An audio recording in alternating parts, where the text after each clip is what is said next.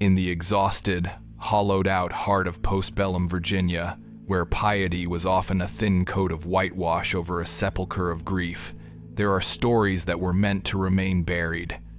This is the chronicle of a truth sealed in damp earth and family denial, a case file on a girl whose existence was so terrible to her keepers that they tried to erase her not only from the world, but from memory itself.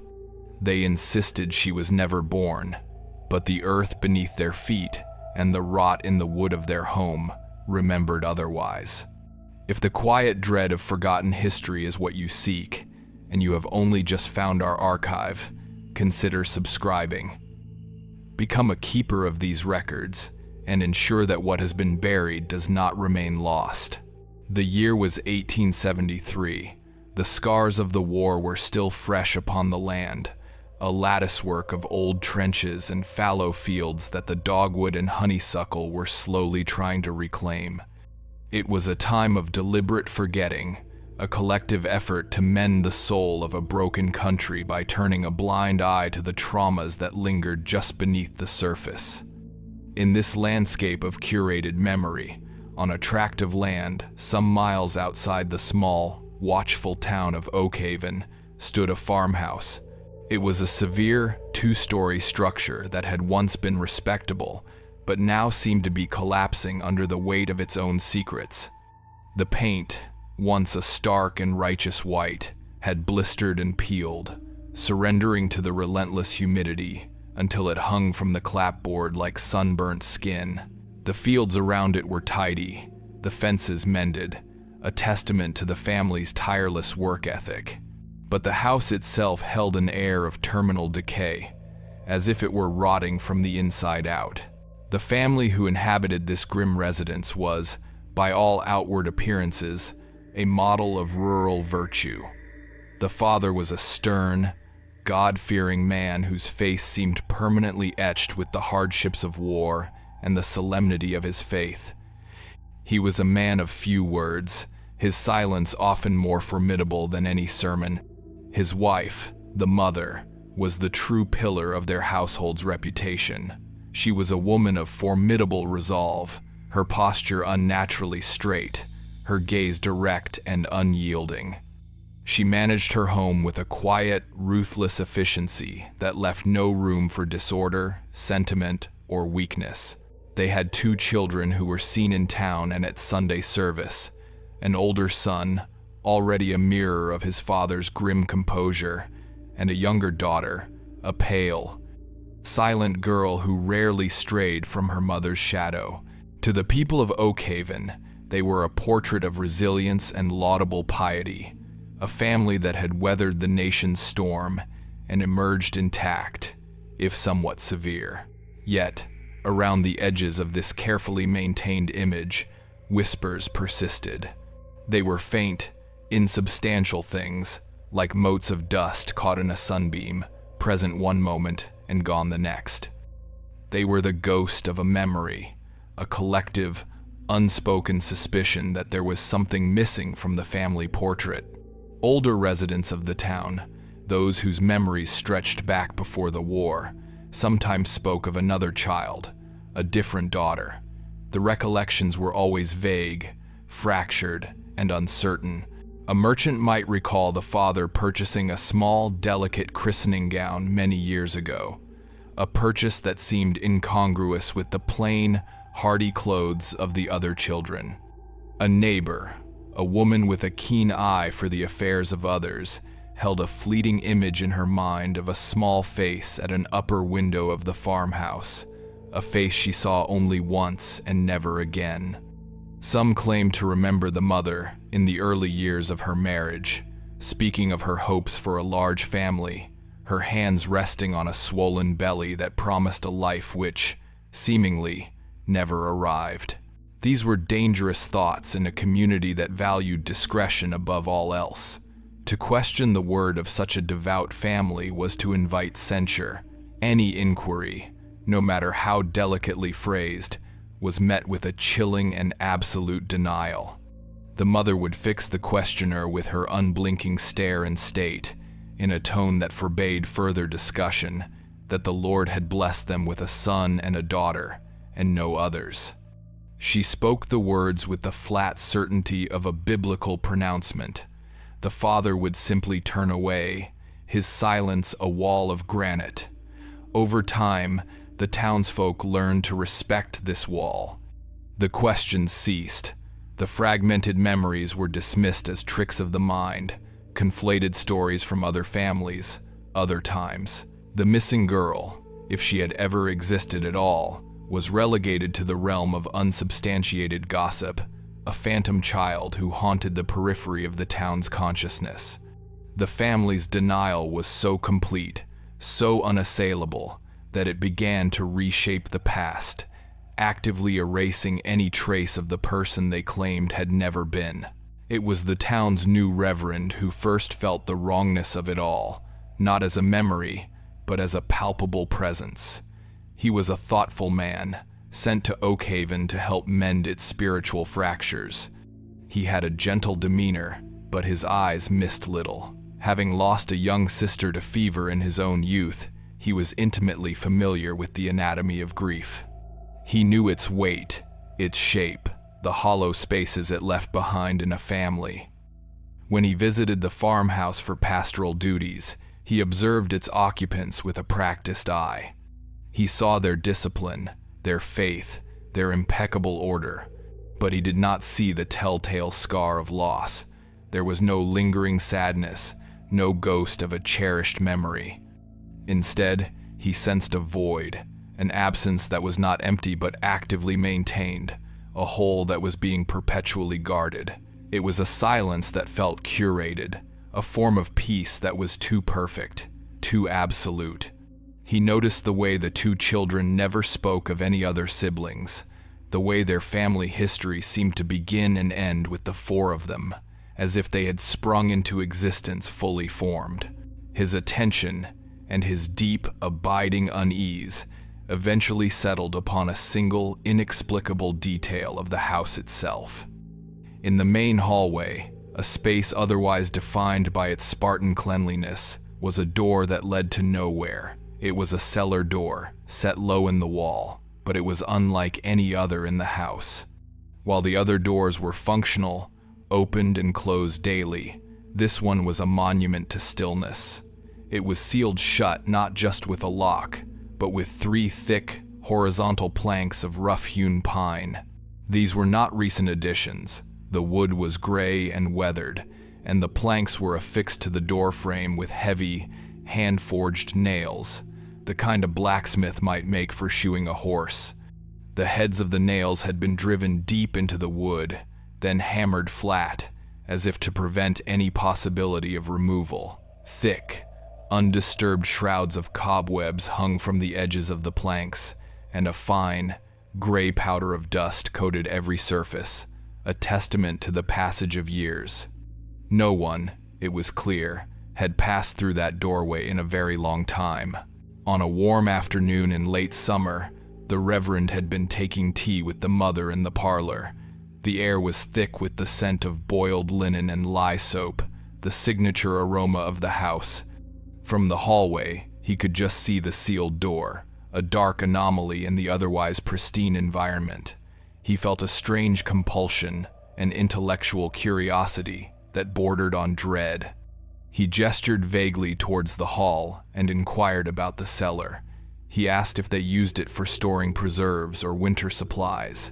The mother's placid expression did not change, but a subtle tension entered the room, the air growing colder by a degree. She explained, in her usual, measured tone, that the cellar had been sealed off years before. The foundation had proven unstable, she said, and her husband had deemed it a safety hazard. It was a place of dampness and shifting earth, unfit for use. He had sealed it for the protection of the children. The explanation was entirely logical, it was reasonable, and yet, the Reverend could not shake the feeling that it was a lie. The sheer, brutal finality of the closure seemed to contradict the simple explanation of structural instability. A man might board up a dangerous room, but would he do so with such vehemence, with such an unmistakable intent to create a permanent barrier, it looked less like a precaution and more like a tomb. What was more unsettling was the faint, almost imperceptible odor that seemed to emanate from the vicinity of the door. It was a complex smell, one that mingled with the sterile sense of the house but refused to be completely masked. It was primarily the smell of cold, damp earth, the subterranean breath of the Virginia clay. But beneath that was something else, a faint, sour note. It was the smell of stagnation, of things left too long in the dark. It was a smell of organic decay, subtle and sickly, and it clung to the air like a persistent, unasked question. The Reverend left the farmhouse that day with a profound sense of disquiet. He was a man of logic and faith, not given to fanciful imaginings, but he could not reconcile the family's rigid piety with the atmosphere of profound, unspoken dread that saturated their home. The sealed cellar became the focal point of his unease, a physical manifestation of the void he had sensed in the family's history. It was a door that was not meant to be opened, a subject that was not to be broached. It was the keeper of the family's curated silence. The Reverend began to watch them more closely, listening to the town's old whispers with a new ear, searching for the truth that he felt, with a certainty that chilled him to the bone, was buried just on the other side of that door. He had no evidence, no proof, only the intuition of a man who understood that some secrets are not kept, but imprisoned. The seasons turned. The oppressive heat of summer gave way to the crisp, melancholic beauty of autumn. The mystery of the farmhouse remained dormant, a low fever in the town's subconscious. The family continued their inscrutable existence, their denials as solid and unyielding as the clay beneath their fields. The Reverend's duties kept him occupied, yet the image of the sealed door never strayed far from his thoughts. He felt as though he were standing on the edge of a terrible revelation, waiting for a sign, for some external force to disturb the placid surface of the family's deception. He did not have to wait long. In the third week of October, a storm of biblical fury descended upon Oak Haven. It was born in the warm waters of the South and swept inland, a monstrous entity of wind and rain that tore through the Virginia countryside with a malevolent energy. The sky turned a bruised greenish black. The wind howled with a sound like a grieving animal, stripping leaves from the trees and tearing shingles from the roofs. Rain fell not in drops, but in solid wind-driven sheets that turned the roads to rivers of mud. For 2 days, the storm raged, a relentless assault that bent ancient oaks to their breaking point and rattled the very foundations of the houses where terrified families huddled, praying for deliverance. The farmhouse, standing exposed on its tract of land, bore the full brunt of the tempest's wrath.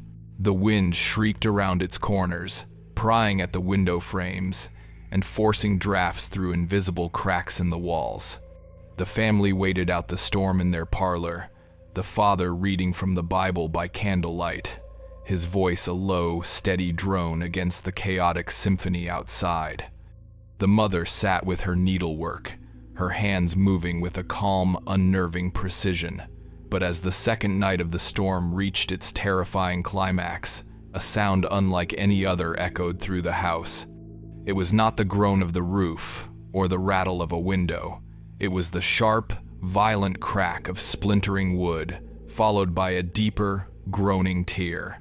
It was a sound of violation, as if a vital bone in the house's skeleton had just been snapped. The father stopped his reading. The mother's hands went still. Their eyes met across the flickering candlelight, and in that shared glance was not fear for their safety, but a flash of pure, unadulterated panic, a terror directed not at the storm outside, but at a specific point within the house. Without a word, the father rose and, grabbing a lantern, moved with a desperate urgency not toward the damaged roof or a shattered window, but straight to the hallway. He went directly to the cellar door. The storm, in its indiscriminate fury, had done what years of quiet suspicion and hushed whispers could not. One of the thick, horizontal planks had been torn from the frame. The old nails, rusted and weakened by decades of dampness, had finally surrendered. The plank now hung precariously by a single, twisted nail at its far end, its splintered wood a fresh, pale wound against the aged gray of the door. For the first time in a generation, a gap had been opened. It was not large, only a few inches of absolute, impenetrable blackness. But it was enough. The seal was broken. The questions that had been whispered for so long could no longer be ignored, for the tomb had been disturbed, and the silence it had kept was about to be broken. The morning after the storm broke was unnaturally quiet. The world scrubbed clean and glistening under a pale, apologetic Sunday. The air was cool and carried the scent of wet pine and ravaged earth. But inside the farmhouse, the silence was of a different quality. It was brittle, strained, a silence that vibrated with unspoken panic. The first task the father undertook, before mending the broken fence or assessing the damage to his barn, was to attend to the cellar door. He worked with a feverish, almost frantic haste that was entirely at odds with his usual stoic demeanor. He did not simply replace the broken plank. He fetched a fourth, thicker one from his workshop, along with a handful of new, viciously long iron nails. The sound of his hammer echoed through the still morning air, not the steady, rhythmic report of a man at his labor, but a series of rapid, violent blows, as if he were not merely sealing a door, but attempting to kill something that lay just on the other side. He hammered until his knuckles were raw, his breath coming in ragged bursts. Through the small, dark gap, before he sealed it once more, a single persistent sound could be heard, the slow, methodical drip of water. It was the sound of the storm's aftermath, of groundwater seeping through the violated foundation into the darkness below. Each drop landed with a faint, echoing plip that seemed to measure out the passing seconds in that hidden space.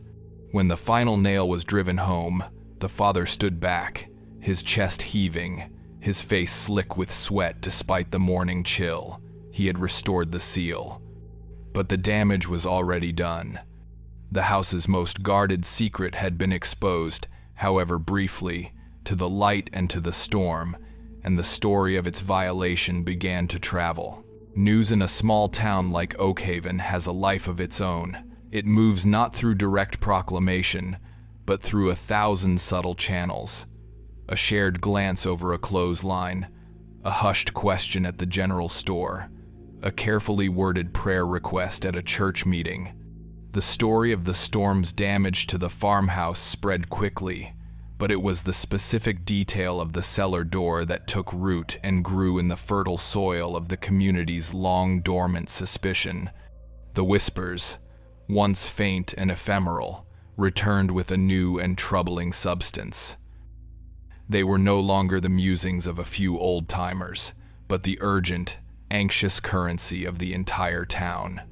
The broken plank was a physical piece of evidence, a crack in the family's impenetrable facade of denial, and through that crack, the ghost of the forgotten girl began to slip back into the collective consciousness.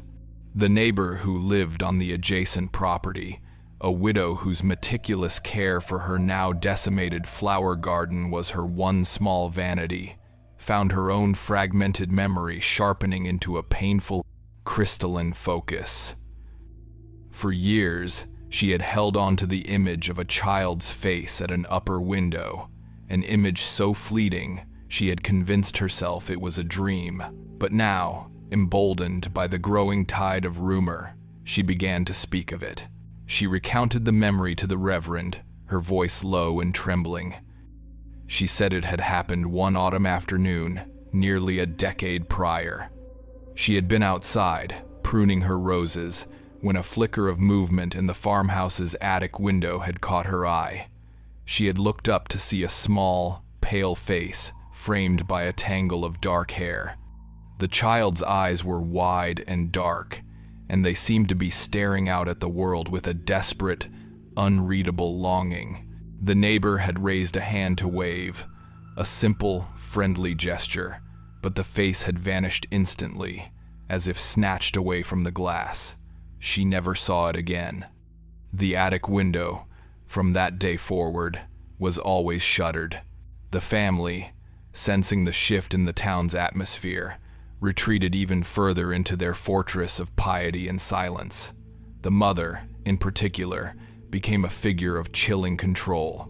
Her public face remained a mask of serene composure, but a new, hard light had entered her eyes. When she encountered the townsfolk, her greetings were clipped, her gaze sweeping over them with a dismissive air that was almost an accusation. She seemed to be daring them to voice the questions that hung unspoken in the air.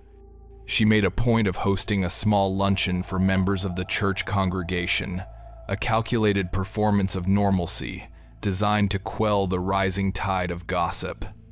The event was a masterclass in psychological warfare.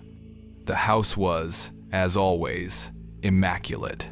The scent of baked bread and polished wood filled the air. The younger daughter, the one they acknowledged, was paraded out in a starched white dress to serve cookies, her movements as silent and precise as a well-oiled automaton. Guests were confined to the parlor and the dining room, two spaces that represented the family's public self. But the true focal point of the gathering was the hallway, which lay just beyond the parlor's open doors. The repaired cellar door was visible to anyone who cared to look. It now bore 4 thick planks, the wood of the newest one a raw, angry scar against the weathered gray of the others. The father stood near the entrance to the hall for much of the afternoon, a silent, imposing sentinel. His presence was a clear and unambiguous warning. The mother, meanwhile, drifted through the rooms like a predator, her ears attuned to every whispered conversation. If a guest lingered too long near the parlor door, or cast a curious glance toward the hallway, she would materialize at their elbow, her smile thin and sharp, expertly redirecting their attention with a question about their health or an offer of more tea. The tension was excruciating. The entire gathering was a charade, a desperate attempt to impose a narrative of respectability over a foundation that was audibly, if faintly, dripping with secrets. But the fear and curiosity of adults is a slow-burning fire. In children, it is a flash of gunpowder. The town's children, who had absorbed the ambient dread of their parents, began to incorporate the farmhouse into their folklore. It became a place of dares, a haunted castle on the edge of their world. The story of the sealed cellar, and the ghost of the girl who was never there, was far more compelling than any fairy tale. One afternoon, a small group of boys, among them the son of the neighbor who had seen the face in the window, found themselves playing in the woods that bordered the farmhouse property. They had been chasing rabbits, but as the sun began to dip lower, their attention was drawn to the grim, silent house that stood against the bruised twilight sky. A dare was issued. The words were whispered, heavy with the thrill of transgression. The neighbor's son, a boy of about 10 years, was goaded into approaching the house. His task was to touch the newly nailed plank on the cellar door. For a child, it was a journey into the mouth of a monster. He left the relative safety of the tree line and crept across the open yard, his small body tensed for flight. The house loomed over him, its windows like vacant eyes. The absolute silence was the most terrifying part. There was no sign of life, no lamplight, no sound of voices. He reached the side of the house and pressed himself against the clapboard, his heart hammering against his ribs. He made his way to the front porch and, with a final, shuddering breath, slipped through the front door, which had been left slightly ajar. The hallway was a tunnel of gray, fading light. At its end, he saw it, the cellar door. It was even more menacing up close, The 4 planks looked like bars on a cage. The hammered nails were like rivets in a ship's hull, each one a declaration of permanence. He could smell it now, the odor that the Reverend had noticed, but it was stronger here, a thick, cloying mixture of damp earth, mildew, and something else, something sour and vaguely medicinal. He took a hesitant step forward, his bare foot making no sound on the wooden floorboards. He was about to reach out his hand to complete the dare when a sound from behind the door froze him in place. It was a faint, dry, scratching sound. It was rhythmic and insistent. It sounded, to the boy's terrified mind, like a fingernail being dragged slowly and repeatedly down a wooden surface. He stood paralyzed, listening. The scratching stopped. The silence that followed was somehow worse. He leaned forward, his bravado completely gone, replaced by a primal, sickening dread. He pressed his eye to a tiny gap between 2 of the old planks, a sliver of darkness where the wood had warped over time. He could see nothing but a profound, velvety blackness, but he could hear something. It was not the drip of water, it was the sound of breathing. It was shallow, ragged, and wet. It was the sound of a living thing in a place that was supposed to be empty. As he registered the sound, a new smell wafted through the crack, a foul, hot stench of sickness and decay that made his eyes water and his stomach clench. He pulled back, a choked gasp escaping his lips. And then, from the darkness on the other side of the door, a voice whispered. It was not a word, but a sound, a dry, guttural exhalation of air that was part plea, part animalistic growl. The boy did not wait for another sound. A single, piercing scream tore from his throat, a sound of pure, unadulterated terror. He turned and fled, stumbling out of the house and across the yard, his own screams chasing him all the way back to the safety of the woods. He did not look back. He ran until his lungs burned and his legs gave out, collapsing into the arms of his waiting friends. He could not tell them what he had seen or heard. He could only sob, his body shaking uncontrollably. But his scream had done its work. It had ripped through the quiet evening air and shattered the fragile peace of Oakhaven. It was a sound that could not be ignored, a cry of alarm that announced, with terrible finality, that whatever was being kept in the cellar of the old farmhouse was not a memory, or a rumor, or a ghost. It was something real, and it was still there. Curiosity had curdled into terror. The time for whispers was over. The boy's scream was a spark thrown into a powder keg. It was a sound of such pure, primal terror that it acted as a summons, drawing people from their homes, their faces etched with a mixture of fear and a grim, long-awaited validation. The neighbor, the boy's mother, was the first to reach him, wrapping her arms around his trembling body as he sobbed incoherently about a sound and a smell and a breath in the dark. By the time the Reverend arrived, a small, grim-faced delegation of townsmen had already gathered at the edge of the woods. They were farmers and merchants, men who understood the sanctity of a home and the importance of minding one's own affairs. But the boy's terror had changed the calculus of their silence. It had transformed private suspicion into a public, moral imperative. What had once been a matter of gossip was now, potentially, a matter of a life. The Reverend, his heart a cold, heavy stone in his chest, listened to the fragments of the boy's story. He knew, with the certainty of a man facing a prophecy fulfilled, that he could no longer stand by. He led the small group of men, which included the town's physician, a man of science who had long harbored his own doubts, out of the woods and across the yard to the farmhouse. They moved with a slow, deliberate purpose, their presence a silent, unavoidable judgment. As they approached the porch, the front door opened. The father stood there, filling the frame. His face was not one of concern or confusion. It was a mask of cold, unadulterated fury. Behind him, In the dim light of the hallway, the mother stood, her hands clasped before her, a sentinel of righteous indignation. The Reverend spoke first, his voice calm but firm, a stark contrast to the volatile energy radiating from the father.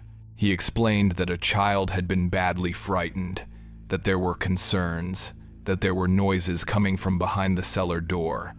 He asked, for the sake of the community and for the peace of everyone's soul, that the father explain what was in the cellar. The father's response was not a denial, but an attack. He declared that his home was a house of God, and that the Reverend and his companions were trespassing on holy ground, their minds poisoned by idle and malicious gossip. He told them to leave his property at once, his voice a low, dangerous rumble. The mother added her own condemnation, her words sharp and precise. She accused them of persecuting a decent family, of allowing their imaginations to be corrupted by the devil's whispers. She said there was nothing in the cellar but damp earth and the Lord's peace. But the men did not move. The physician, a man accustomed to looking for symptoms, noted the tremor in the father's hands and the unnaturally wide, fixed stare in the mother's eyes. It was not the composure of the wrongly accused. It was the frantic, brittle defense of the guilty. The Reverend took a step forward, his gaze fixed on the newly fortified cellar door visible just behind the father. He said, with a quiet finality, that they were not leaving until they were satisfied that no living soul was in distress within those walls. He told the father that he could open the door himself, or they would be forced to open it for him. It was a terrible, momentous ultimatum, a direct challenge to the bedrock principles of property and privacy that governed their small world. For a long moment, the father stood his ground, his body a rigid barrier. Then, something inside him seemed to collapse. The fury in his eyes was replaced by a look of utter, hollow despair. He stepped aside. He did not grant them permission, but he no longer barred their way. He and the mother retreated to the far end of the hallway, standing together in stiff, monumental silence, their faces turned toward the wall as if they could not bear to witness the coming desecration. The unsealing of the door was a slow, grim, and laborious act. It was an exhumation. One of the men had brought a heavy iron crowbar from his wagon. He wedged its flattened tip beneath the edge of the newest plank, the one the father had nailed down with such frantic haste. The wood was fresh and strong, and it resisted. The man put his full weight into the task, his muscles straining. The wood groaned in protest, the sound unnervingly organic, like the complaining of old bones. The first nail screeched as it was, slowly, grudgingly pulled from the doorframe.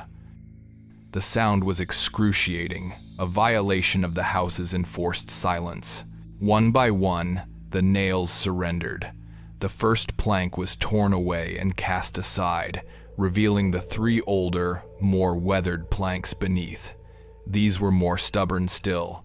The wood was soft with age and dampness, and the old, hand-forged nails were buried deep. The process was one of brutal deconstruction, each plank pried away with a screech of tortured metal and a splintering of rotten wood. With each plank that was removed, the smell grew stronger.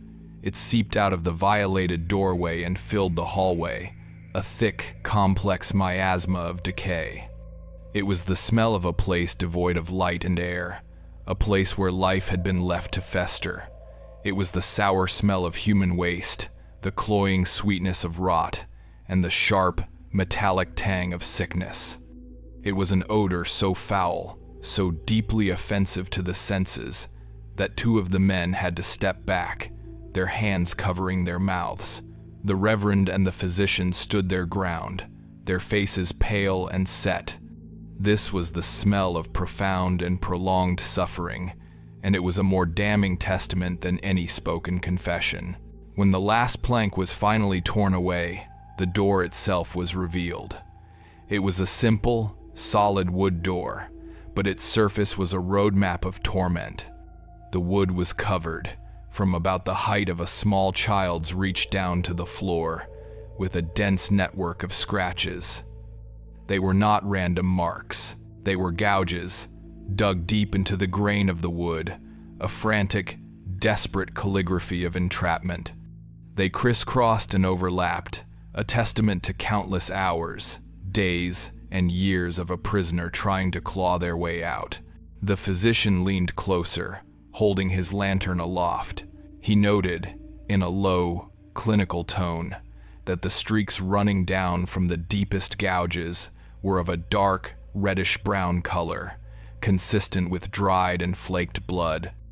It was clear that this was the work of bare, raw fingernails, of a desperation so absolute that it had driven a person to tear their own hands to shreds against the unyielding wood.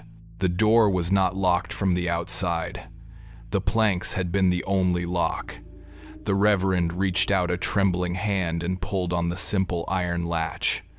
The door swung inward on rusted hinges with a low, agonizing groan, opening a square of perfect, impenetrable blackness into the dim hallway. The foul air washed over them in a suffocating wave. The physician lit a second lantern, and together, he and the Reverend stepped across the threshold, their boots landing on a floor of packed, damp earth. The space they entered was not a cellar. It was a cage. It was impossibly small, no more than 6 feet wide and perhaps 8 feet long, with a ceiling so low that the Reverend, a man of average height, had to stoop. The walls were rough stone on 3 sides, and the fourth was the back of the house's foundation, a wall of damp, weeping granite. The lantern light pushed back the darkness, revealing the contents of the cell with a horrifying, forensic clarity. There was no evidence of a space ever used for storage. There were no shelves, no barrels, no preserves. The entirety of its contents spoke of a single, miserable purpose: human confinement. In one corner lay a crude bed, a heap of straw so old and compacted with filth that it had turned into a dark, solid mat. Upon this bed of squalor lay a few rags that might once have been blankets, now stiff with grime and exuding a smell of their own, a sharp, ammoniacal stench. In the opposite corner was a simple wooden bucket, the source of much of the room's overpowering odor, but it was the small, personal artifacts scattered across the dirt floor that were the most heartbreaking. There was a small, wooden doll, its painted face almost completely worn away, one of its cloth arms torn off. Near it lay a set of child's wooden blocks, their bright colors faded to dull, ghostly pastels under a thick coat of grime.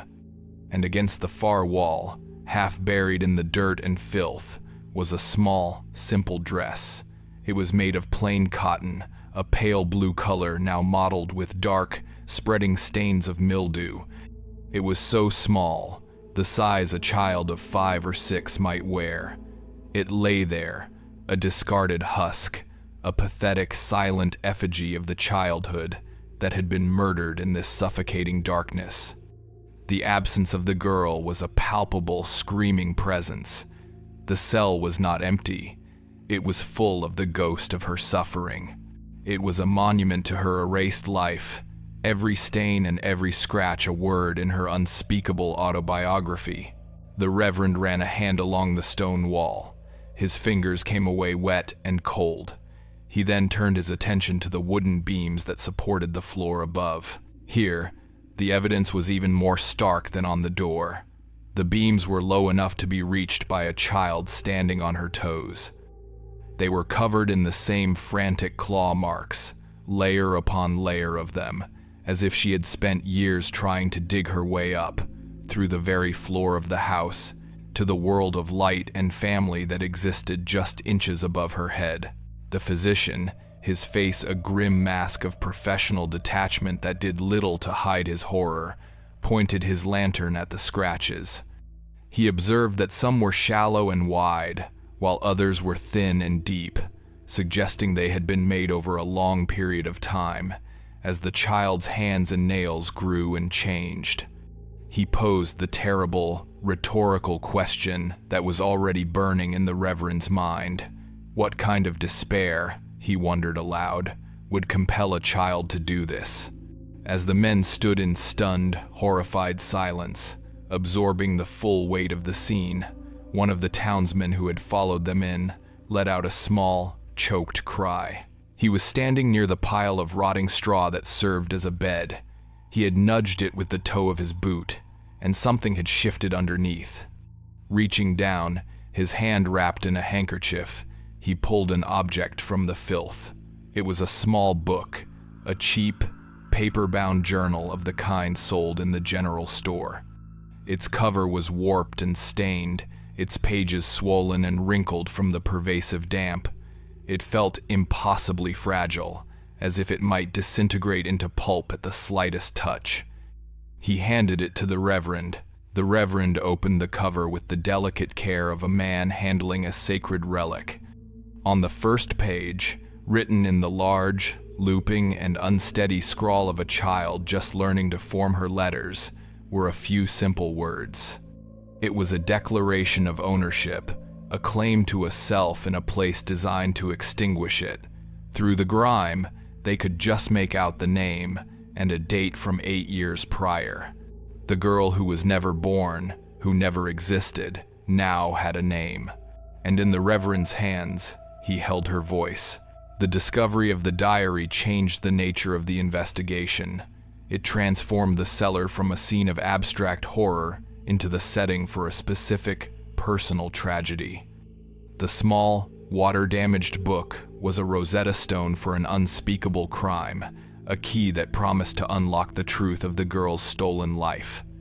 Back in the Reverend's study, away from the foul air of the cellar and the suffocating silence of the farmhouse, he and the physician undertook the delicate task of reading her words. The pages were brittle, sticking together with a paste of mildew and time. They had to be carefully separated, the dim, flickering lamplight barely illuminating the faint, spidery pencil markings. It was a slow, painstaking process, an act of textual archaeology. With every page they turned, they descended deeper into the abyss of the child's isolation. The early entries were heartbreaking in their innocence. They were written in the simple, declarative sentences of a very young child, a girl of perhaps 7 or 8 years of age. The handwriting was large and round, full of the earnest effort of a mind still mastering the mechanics of language. She wrote about the world she could hear but not see, a world that existed just on the other side of the cellar door. She described the sounds of her siblings playing in the yard, their laughter a form of music and of torture. She wrote that she could hear their lessons with the school teacher who visited the house, the faint murmur of their voices reciting multiplication tables and spelling words. There was a desperate, childish longing in these first pages, a profound desire to be a part of the family that had imprisoned her. She did not seem to understand why she was there. She wrote about being a bad girl, though she never specified the nature of her transgression. She seemed to accept her confinement as a just, if painful, punishment. There were entries that were simple, desperate pleas. She begged for forgiveness from her mother. She promised to be good. She asked if she could please come out, just for a little while, to feel the Sunday. These early entries painted a portrait of a child whose spirit had not yet been broken. There was a heartbreaking resilience in her words. She gave names to the spiders that shared her cell. She chronicled the seasonal changes in the quality of the dampness, the way the earthy smell was different in summer than in winter. She wrote about the thin slivers of light that would sometimes pierce the darkness through cracks in the floorboards above, and how she would spend hours trying to catch the dust motes that danced in these fleeting, sacred beams. She was a child creating a universe in a space no larger than a grave, her imagination the only tool she had to fend off the encroaching madness. She mentioned her mother's visits. They were infrequent and brief. The mother would open the door, a dark silhouette against the light of the hallway, and passed down a plate of food and a jug of water. The girl wrote that her mother never spoke to her during these visits. She would simply place the items on the dirt floor and close the door again, the sound of the heavy planks being dropped back into place, the only communication between them. As the diary progressed, charting the passage of months and then years, a noticeable and deeply disturbing shift occurred. The handwriting began to change. The round, hopeful loops of her early script grew smaller, more cramped and angular. The entries became less frequent, sometimes with weeks of blank pages between them. The content of her writing grew darker, more fragmented. The childish longing for her family was gradually replaced by a profound and terrifying sense of alienation. She stopped writing about the sounds from the house above.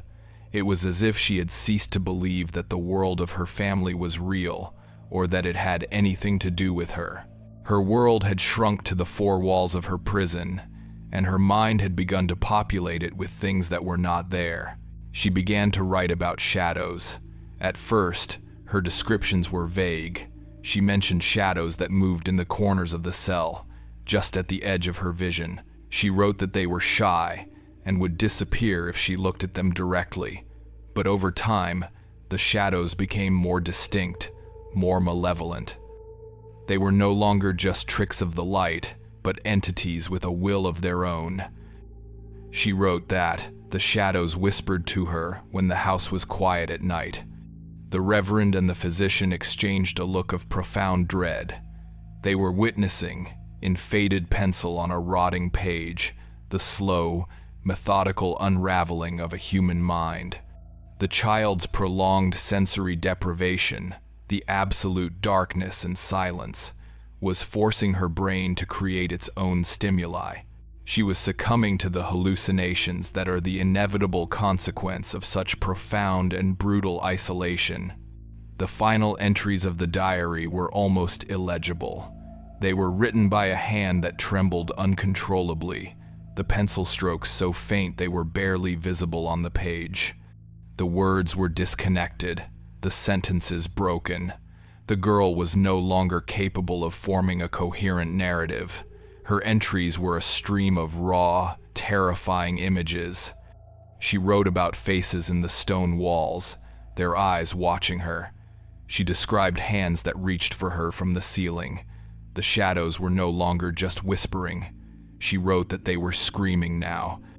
The final page of the diary contained only 3 words, scrawled in the center of the page with a pressure that had almost torn through the fragile paper. They were a simple, terrible question. Am I me? After that, the pages were blank. Her voice, the last vestige of her identity, had been completely extinguished. The Reverend closed the book, his hands shaking. He felt a coldness that had nothing to do with the late autumn air. It was a spiritual cold, a chill that came from looking into a darkness so profound it seemed to eclipse the very idea of God. The diary was not just a record of neglect and abuse. It was a forensic account of a soul's murder. The family had not simply locked their daughter away to die. They had subjected her to a form of torture so complete that it had systematically dismantled her sanity, piece by piece, until nothing was left. The question that now consumed the Reverend was no longer what had happened to the girl, but why. What could a child have done to warrant a punishment of such calculated, inhuman cruelty? Was she truly being punished for some childhood misbehavior, or was the family's motive something far more sinister? The diary spoke of her suffering, but it offered no clue as to its cause. The family's fear, their absolute, pathological need to erase her, suggested a secret that was even more terrible than the one the seller had already revealed. The next day, the Reverend and the physician, accompanied by the town sheriff, a man whose easygoing nature had been shattered by the horrors of the previous evening, returned to the farmhouse. They carried the diary with them. It was their only piece of evidence, the only voice that could speak for the victim. When they arrived, They found the family seated in their pristine parlor, a silent, defiant tableau. The father sat in a high-backed chair, a Bible open on his lap, though his eyes were not on the pages. The mother sat opposite him, her hands folded, her expression one of glacial composure. The two surviving children were there as well, a boy and a girl on the cusp of adolescence, their faces pale and blank, as if they had been scrubbed clean of all emotion. The sheriff, a man more accustomed to settling disputes over livestock than confronting such monstrous evil, began the questioning. He spoke to the parents, his voice heavy with a sorrowful authority. He presented them with the facts, the cell, the scratches on the door, the doll, the dress. He told them that they knew a child had been kept in the cellar for a very long time. The father did not respond. He simply stared into the middle distance, his jaw set like a block of granite. It was the mother who answered. Her voice was steady, without a hint of tremor. She said they were mistaken. She said the items they found were old things, forgotten relics from a time before they owned the house. She said that sometimes children from the town would sneak onto their property to play. Perhaps, she suggested, one of them had left the doll. It was then that the Reverend stepped forward. He held up the diary, its stained cover a mute accusation. He told the mother that they had found this. He said they had read her daughter's words. He even spoke the girl's name, the name she had written on the first page. For the first time, a flicker of something disturbed the mother's composure. It was not guilt, or fear, or sadness. It was pure, incandescent rage. Her eyes narrowed, and her voice, when she spoke, was as sharp and cold as a shard of glass. She said that she had never had a daughter by that name. She said the diary was a fabrication, a wicked lie concocted by their enemies to destroy their good name. She insisted, her voice rising with a feverish intensity, that she had given birth to only 2 children, the son and daughter standing right there in that room. The Reverend, his own voice now trembling with a mixture of pity and revulsion, pressed on. He turned to the other children. He asked the older brother if he remembered his sister. The boy, who had been staring at the floor, looked up. His eyes were empty, his face a perfect porcelain mask. He shook his head slowly from side to side. He said he had never had another sister. The Reverend then looked at the younger daughter, the pale, silent girl who always clung to her mother's side. He asked her the same question. The girl looked at her mother. The mother gave a tiny, almost imperceptible nod. The girl then turned her gaze back to the Reverend and whispered the single chilling word, "No." The denial was absolute.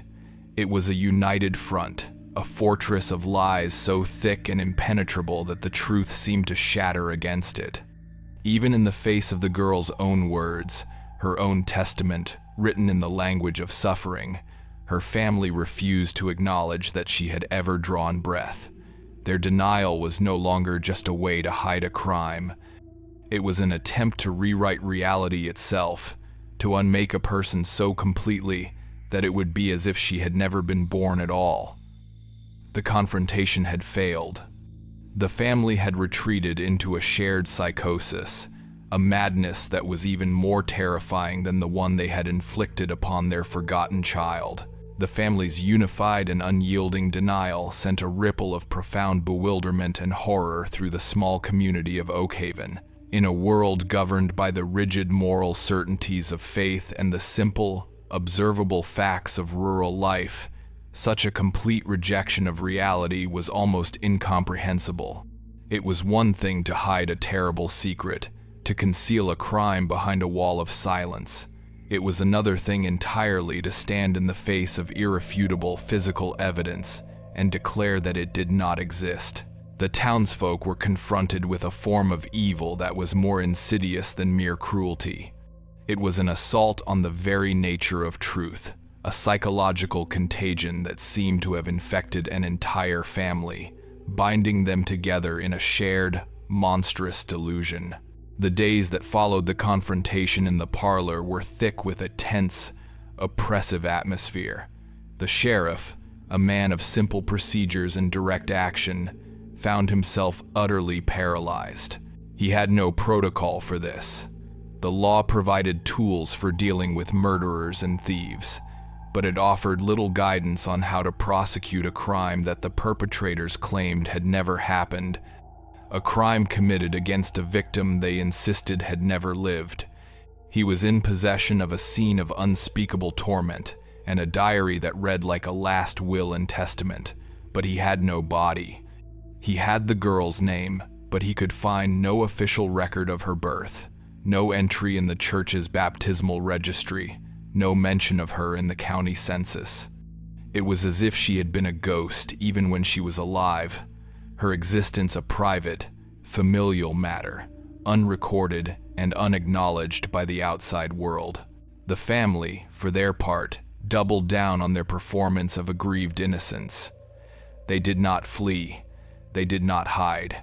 They continued to attend Sunday service, their heads held high, their faces masks of pious persecution. They endured the cold stares and the whispered condemnations of their neighbors with a chilling, theatrical stoicism. The mother, in particular, seemed to draw a perverse strength from the town's revulsion. She became a martyr in her own mind, a righteous woman besieged by the forces of slander and godlessness.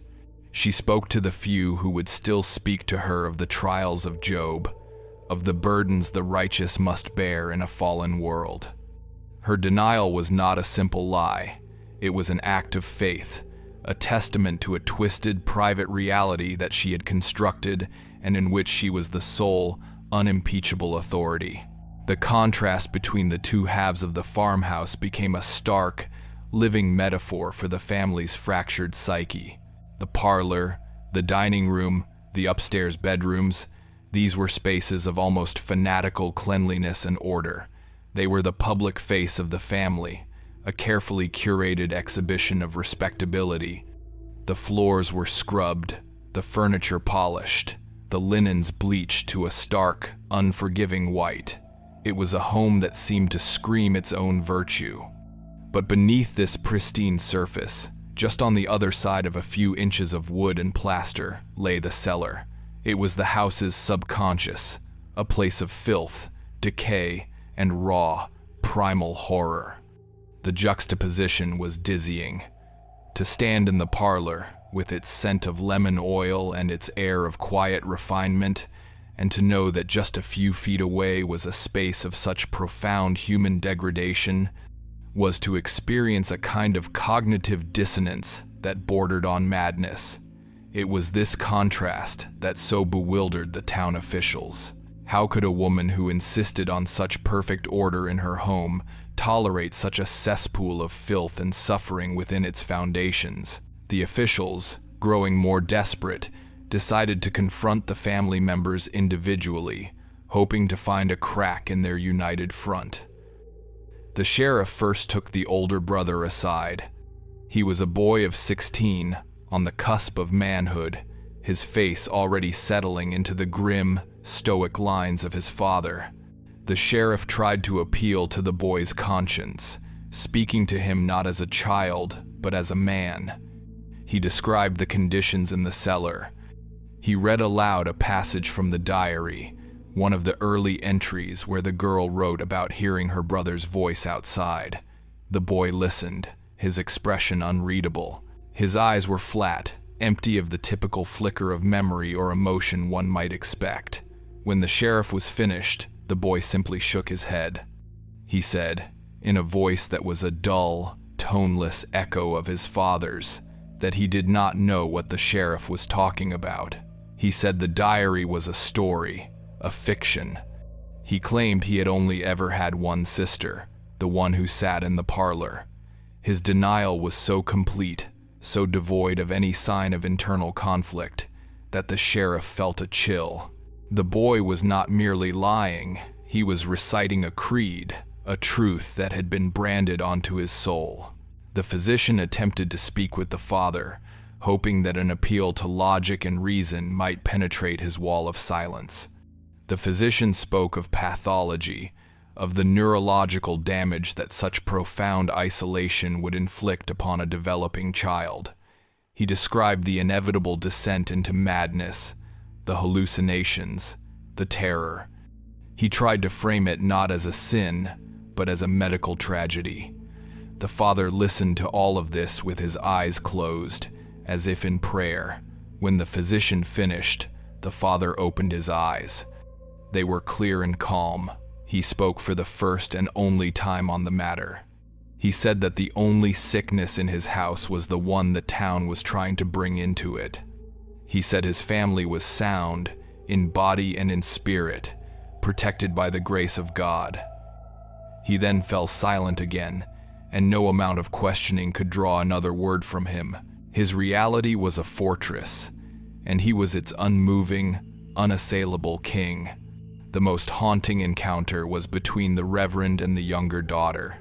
He found her alone in the yard, tending to her mother's small, meticulously ordered garden. She was a pale, wraith-like child, with her mother's intense, dark eyes. The Reverend approached her gently, his heart aching with a mixture of pity and dread. He did not ask her about the cellar or the diary. He simply asked her if she ever felt lonely. He asked her if she had ever wished for a sister to play with. The girl looked up at him, her expression one of genuine, childlike confusion. She said she had a brother. That was enough. The Reverend then knelt down, so he was at her level, and he spoke the forgotten girl's name, just once, a soft, questioning sound. The girl's reaction was instantaneous and terrifying. A look of pure, animal panic flashed in her eyes. She did not speak. She did not cry. She simply scrambled to her feet and ran, as if the name itself were a physical threat, a monster that had been summoned from the earth. She fled into the house, to the safety of her mother, and did not emerge again. The Reverend was left kneeling in the dirt, the name he had spoken hanging in the air like a poisonous dust. He had seen the truth in the girl's terror. She knew, she remembered. But the memory was so deeply entwined with fear that it could not be accessed. It was a locked room inside her mind, and her mother held the only key. The town, left without a confession and without a body, began to turn inward. The family's absolute denial created a vacuum, and into that vacuum, speculation and fear rushed in. The central, agonizing question remained: why? Why would a family go to such monstrous lengths to erase one of its own? The simple explanation of a child born with a physical or mental defect, a source of shame in a community that valued piety and perfection, seemed insufficient to explain the sheer totality of the erasure. The depth of the denial suggested a secret that was not just shameful, but existentially threatening to the family's very identity. Had the girl witnessed something she was not meant to see? Had she been the product of some forbidden union, her very existence a testament to a sin so profound it had to be buried alive? The questions hung over Oak Haven like a shroud of smoke from a fire that would not go out. The officials were left with a crumbling case and a moral wound that would not heal. The diary was a voice from the grave, but in the eyes of the law, it was little more than a child's fantasy, inadmissible without corroboration. The cellar was a place of horrors, but without a victim to connect to it, it was just a cellar. The family's collective testimony, as perverse as it was, held more legal weight than all the physical evidence combined. They were 4 living witnesses against one silent, unrecorded ghost. The truth was now a matter of faith. You either believed the word of the devout family, or you believed the scratches on the cellar door. For the people of Oak Haven, the choice was clear, but their belief had no power. The situation reached a quiet, desperate stalemate. The family was a pariah, isolated within their home, yet they were untouchable.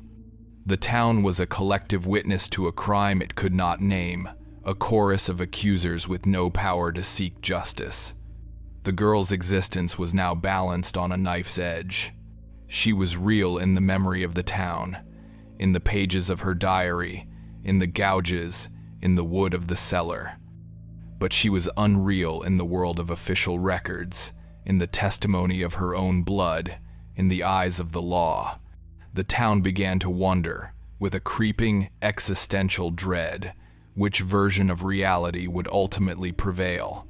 If a family could deny a child's life so completely, so successfully, what was to stop her from disappearing altogether?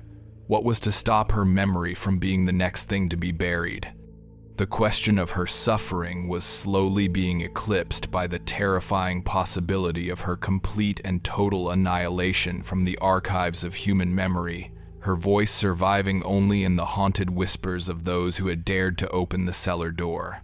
The law, it turned out, was an instrument of profound limitations, a machine designed to process the tangible and the documented, and it ground to a halt in the face of a vacuum.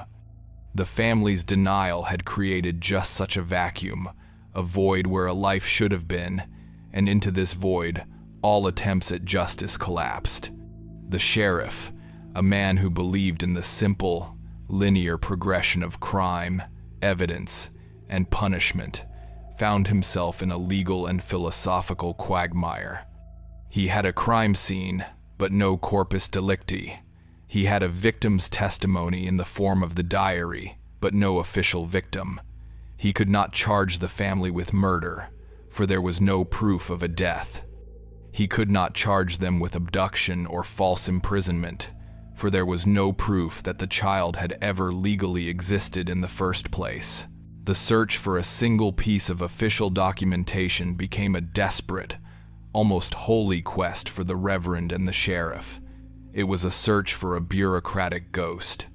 The Reverend spent days cloistered in the dusty, silent archives of his own church, the air thick with the smell of decaying paper and brittle leather. He sat with the parish registers, enormous, heavy books whose pages chronicled the life of the community in elegant, spidery script. He traced his finger down the columns of births and baptisms, his eyes scanning the familiar family names of his congregation, a litany of life entering the world under the eyes of God. He went back 15, then 20 years. He saw the record of the older brother's birth and the younger daughter's. Between them was nothing, a clean, undisturbed page. He searched the burial records, his heart seized with a cold dread, hoping to find a small anonymous entry for a child who died of a sudden fever or a tragic accident, a death that might have been the seed of the family's monstrous secret. He found nothing. According to the sacred records of the church, the girl had never been born, and so she had never died. The sheriff's search was equally, and perhaps more chillingly, fruitless. He made the long, arduous journey to the county seat, a place of imposing stone buildings and disinterested clerks. He requested access to the official census records, the great, methodical accounting of every soul living within the county's borders. He sat for hours, turning the enormous, fragile pages, the lists of names and ages a testament to the state's desire for order and enumeration. He searched the records for the year the girl would have been a newborn, then a small child, then a girl of 10. The family was listed, their names and ages all dutifully recorded. The father, the mother, the son, the daughter, 4 souls. There was no fifth. There was no error, no accidental omission. In the cold, impartial eyes of the government, she was a statistical impossibility. She had left no trace, no footprint in the official sands of time. The family's erasure of their daughter had been total. They had not just hidden her from the world, they had excised her from history itself. Faced with this absolute lack of official existence, The wheels of justice seized up and rusted into place. The family had constructed a perfect, closed loop of denial. The girl did not exist because there were no records. There were no records because she did not exist. Any attempt to break this circle was met with the same placid, unblinking insistence on their own version of reality. They had won. Their victory was not an acquittal, but a dismissal of the entire concept of the crime. Their silence and their collective, unwavering delusion had proven to be a more formidable defense than any army of lawyers. Within a year of the cellar's opening, the family left Oakhaven. Their departure was as quiet and orderly as their lives had been. It was not a panicked flight in the dead of night. They sold the farm to a speculator from out of state for a fraction of its worth. They packed their belongings into a single, sturdy wagon. On a cool morning in early spring, the town watched in silence as they rode out of Oakhaven, heading west. They did not look back. They simply vanished, leaving behind them a house saturated with pain and a community poisoned by an unresolved and unforgivable sin. They left behind the ghost of a girl they had successfully, in every official and legal sense, rendered into nothingness. The farmhouse did not remain occupied for long. The new owner, a man with no knowledge of its history, attempted to lease it to a tenant family, but the stories had already taken root. No one could live in that house. The air within its walls was too heavy, the silence too profound. The tenants would complain of a persistent, inexplicable chill that seemed to emanate from the hallway floor, a cold that no fire in the hearth could ever seem to banish. They spoke of strange, dry, scratching sounds from within the walls at night. They lasted less than a season before abandoning the property, and after that, no one else ever tried to live there. The farmhouse was left to the mercy of the elements and the slow, inexorable reclamation of nature. It became a landmark of local dread, a skeletal, gray structure slowly collapsing in upon itself. The windows, like vacant eyes, were shattered one by weather and mischievous stones. The porch roof sagged and then fell, and the once impeccable white paint flaked away until only the bare silvered wood remained. But it was the cellar that became the true heart of the property's dark legend. It became the girl's only monument, the only proof that she had ever been. The cellar door, its planks torn away, had been left to hang open on its rusted hinges, a dark, gaping mouth in the side of the decaying house. It breathed a constant, palpable cold, a damp, sour air that smelled of wet earth and something ancient and sorrowful. For the children of Oakhaven, and then for their children, the house and its cellar became a necessary feature of their imaginative landscape, a place to test their courage. It was the haunted heart of their small world. Dares were whispered in schoolyards and in the dark of night. To run up and touch the decaying porch was an act of bravery. To step inside the house itself was a feat of legendary courage. But the ultimate test, the one that separated the truly fearless from the rest, was to approach the cellar door. To stand at its threshold and peer into the absolute, silent blackness was to confront the town's deepest trauma head-on. The legends grew with each telling, each generation adding a new layer of supernatural horror to the story. Some claimed that on nights when the moon was hidden, you could still hear the faint, desperate sound of scratching coming from the darkness below. Others swore they had heard a child's voice, a dry, whispering sound carried on the wind, begging for forgiveness, or asking a question to which there was no answer. The story of what had happened in that cellar, of the family who had denied their own flesh and blood, became Oakhaven's founding myth, a cautionary tale about the darkness that can fester behind the most pious and respectable of facades. The girl who had been denied an existence in life was granted a powerful and eternal existence in death. She became a permanent resident of the town's memory, her story a ghost that would forever walk its quiet, tree-lined streets. And so we are left with the final, terrible question, a question that lingers long after the details of the case have faded. What is the greater horror? The thought of the small, terrified child, alone in the suffocating, silent dark, slowly losing her grip on reality as she scratched at the unyielding wood? Or the chilling, demonstrable fact that a human life can be so utterly and completely erased?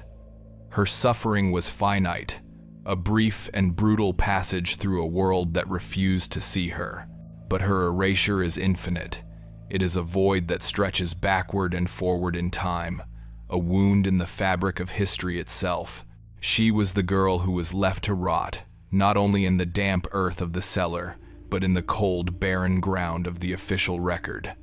Her family's denial was her second death, a final, successful act of murder that no court could ever recognize or punish. Her only life, her only testament, is the story itself. Her only monument is the cellar, a dark, empty space that remains, to this day, full of her presence. The cellar is the archive of her pain, the deep, ragged breath of her story, rising from the cold Virginia soil each time it is remembered, each time it is told. The case file on the girl who was left to rot is now closed. The records are sealed, not by law, but by the weight of an unchangeable and unforgivable past. Subscribe to the Blasphemy Archive to stand among those present when the next file is opened from the shadows of history. And leave your thoughts in the records below on the nature of the truth you have witnessed here today.